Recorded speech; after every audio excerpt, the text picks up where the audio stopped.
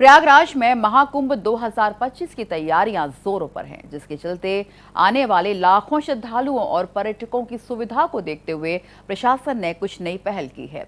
खास तौर से कुंभ मेले में कार्यरत ड्राइवर, नाविक, गाइड और ठेला संचालकों को विशेष तरह के ट्रैक सूट पहनाने की योजना बनाई गई है। इससे न केवल इन्हें पहचानना आसान होगा, बल्कि पर्यटकों को भी इनसे सहायता प्राप्त करने में काफी सुविधा होगी। इसी कड़ी में महाकुंभ 2025 में अब श्रद्धालुओं के लिए हेलीपैड भी बनकर तैयार है। महाकुंभ में एयरपोर्ट पर उतरने वाले यात्रियों एवं श्रद्धालुओं के लिए हेलीकॉप्टर की व्यवस्था भी प्रशासन की तरफ से की जाएगी, जो कि एयरपोर्ट से उड़ान भरकर वोट क्लब घाट पर बने इस हेलीपैड पर लैंड करेगा। यूपी टूरिज्म महाकुंभ में आने वाले श्रद्धालुओं को विशेष सुविधा देने जा रहा है। इस महाकुंभ में पहली बार यूपी टूरिज्म की ओर से मिनी क्रूज और स्पीड बोट की सुविधा उपलब्ध कराई जाएगी। श्रद्धालु त्रिवेणी बोट क्लब से संगम स्नान के लिए मिनी क्रूज या स्पीड बोट की सुविधा ले सकेंगे। एक्सप्रेस सबसे पहले आज आपको वो तस्वीरें दिखाने जा रहा है जिससे महाकुंभ के मौके पर जो श्रद्धालु पहुंचेंगे, न सिर्फ उनका समय बचेगा बल्कि बेहतर सुविधा भी दी जाएगी। ये संगम के पास वोट क्लब है और यहाँ पर आप देखिए कि बाकायदा डेडिकेटेड हेलीपैड बनाया गया है। कंक्रीट का हेलीपैड है, यानी कि ये परमानेंट हेलीपैड बनाए गए हैं। ऐसे 2 हेलीपैड यहाँ पर बनाए गए हैं और ये पुराने नैनी ब्रिज और नए नैनी ब्रिज के बीच में इस हेलीपैड को बनाया गया है। वोट क्लब के ठीक बगल में अगर देश विदेश से जो भी श्रद्धालु प्रयागराज एयरपोर्ट में लैंड करेंगे और लैंड करने के बाद सीधे तौर पर एयरपोर्ट के बाहर से चॉपर उनके लिए उपलब्ध होगा। हालांकि ये चार्जेबल होगा और मेला प्राधिकरण इसके लिए अभी फी तय करेगा, यानी कि चॉपर से वो सीधे उड़ान भरने के बाद इस जगह पर लैंड करेंगे और यहाँ से महज 2 से 3 किलोमीटर ही संगम है और संगम में डुबकी लगाने श्रद्धालु आसानी से पहुँच जाएंगे। हम आपको अब तस्वीरें दिखा रहे हैं, यमुना के दृश्य की तस्वीरें देखिए और इसके आगे गंगा और संगम नज़र आ रहा होगा साफ तौर पर। यहाँ पर जो आप देखिए कि नदी किनारे जो हम कह सकते हैं क्रूज़ खड़ा है, इसी क्रूज़ के ज़रिए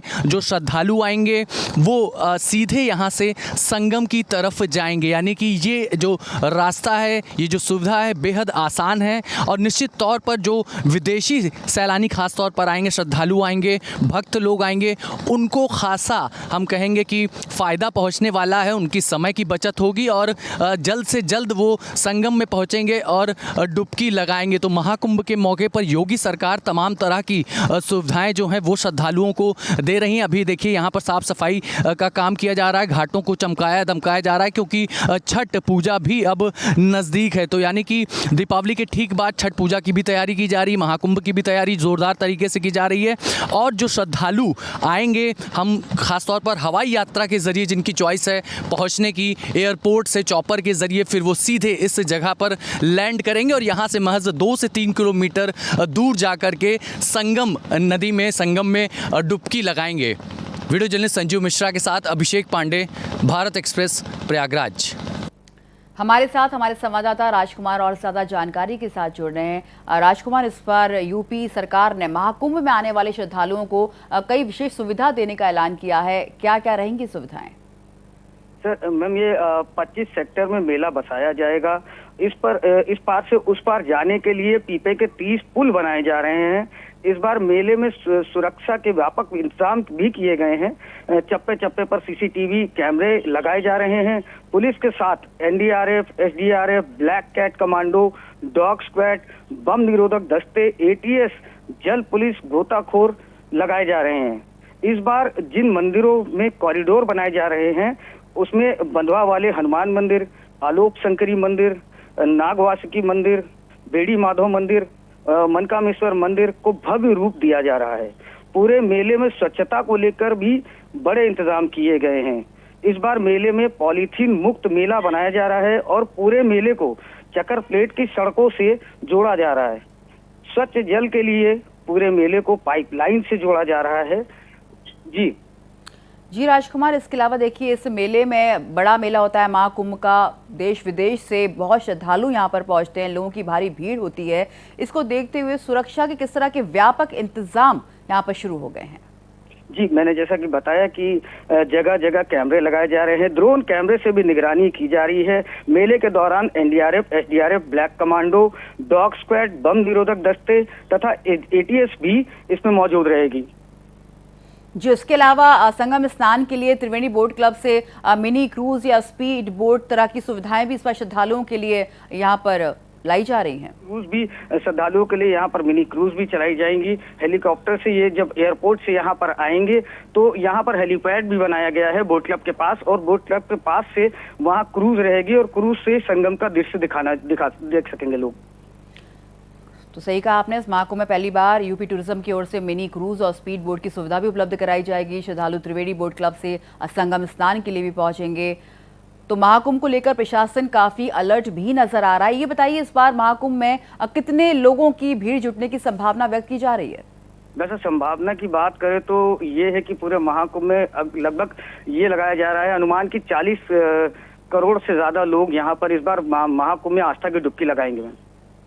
जी राजकुमार, ये बताइए और किस तरह की खास व्यवस्था यहाँ पर श्रद्धालुओं के लिए की जा रही है यूपी सरकार की तरफ से, जिससे कि उन्हें किसी भी असुविधा का सामना न करना पड़े? मैम, जैसा कि मैंने बताया कि यहाँ रास्ते रास्ते पर पानी की व्यवस्थाएं और जो है यहाँ पर जो है गाइड भी लगाए जा रहे हैं, जो भी आने वाले श्रद्धालु हैं किसी तरह के भटके ना, उनके लिए गाइड भी लगाए जा रहे हैं यूपी टूरिज्म की तरफ से, जो कि पूरे संगम में जो आने वाले श्रद्धालु हैं उनको रास्ता बताएंगे और संगम तक उनको स्नान करवाएंगे। राजकुमार, आप हमारे साथ बने रहिए। फिलहाल ये खबर देख लेते हैं। प्रयागराज में आगामी महाकुंभ में साधु संतों ने सरकार से गैर सनातनियों को कोई दुकान अलॉट नहीं करने की मांग की है। इसको लेकर डिप्टी सीएम ब्रजेश पाठक ने कहा है कि सरकार सभी की सुविधा का ख्याल रखेगी। तो प्रयागराज में आगामी महाकुंभ में साधु संतों ने सरकार से गैर सनातनियों को कोई दुकान अलॉट नहीं करने की भी मांग की है। गैर हिंदुओं को वहाँ प्रवेश ना दिया जाए, दुकानें ना दिया जाए, उसको लेके क्या कहेंगे? देखिए, साधु संतों की जो भी मांगे हैं, कुंभ बढ़िया हो, बेहतर ढंग से हो, सुव्यवस्थित हो, हमारी सरकार पूरी व्यवस्था करेगी।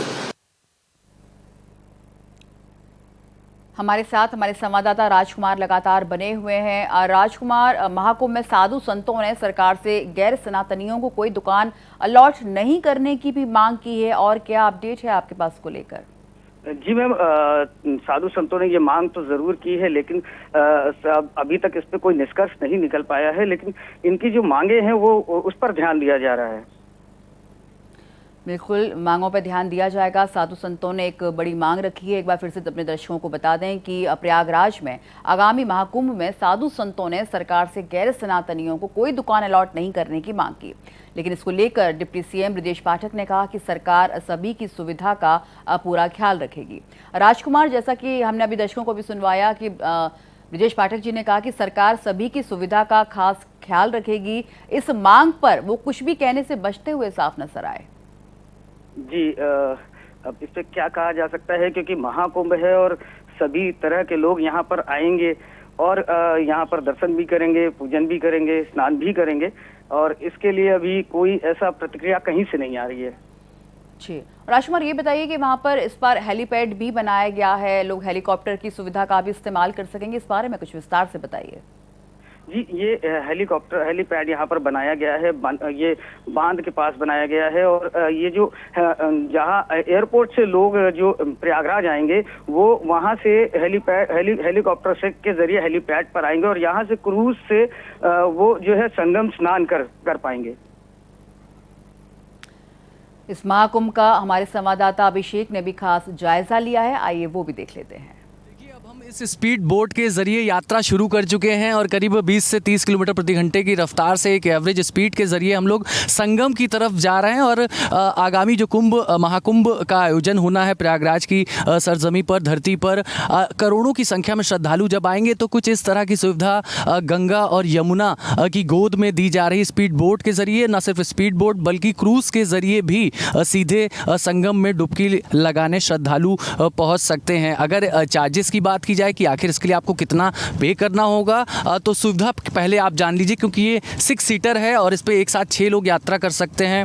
आपको बोटमैन जो ड्राइवर हैं इसके ये मौजूद रहेंगे, गोताखोर के रूप में भी इनको हम कहेंगे ट्रेनिंग दी जाती है, जिससे श्रद्धालुओं की जान को किसी तरह का खतरा ना हो। और अब देखिए कि हम लोग संगम की तरफ बढ़ रहे हैं और एवरेज स्पीड क्या होती है इसकी?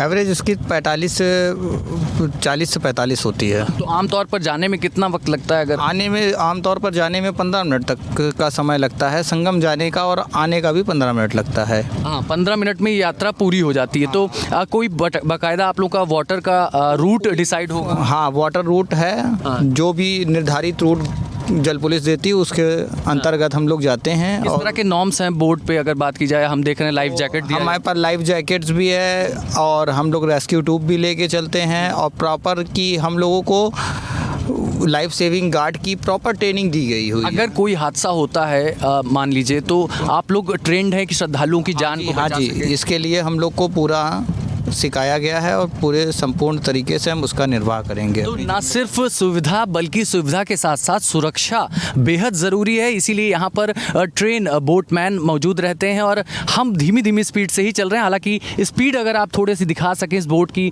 लगभग क्या है, तो अब देखिए स्पीड के ज़रिए हम समझ सकते हैं कि जो बोट है वो कितनी तेज़ी से आगे की तरफ बढ़ सकती है। तो आप अंदाज़ा लगाइए कि बेहद आसान होगा श्रद्धालुओं के लिए संगम पहुँचना और वहाँ पर डुबकी लगाना। तो इस तरह की सुविधाएं जो श्रद्धालु आने वाले हैं प्रयागराज की धरती पर उन्हें मिलेगी संगम नगरी में, जब वो हम कहेंगे कि जहां पर जो कलश से अमृत बूंद गिरी थी उस धरती पर जब वो पहुंचेंगे तो वाकई उन्हें एक अद्भुत अनुभव होगा। वीडियो जर्नलिस्ट संजीव मिश्रा के साथ अभिषेक पांडे, भारत एक्सप्रेस, प्रयागराज।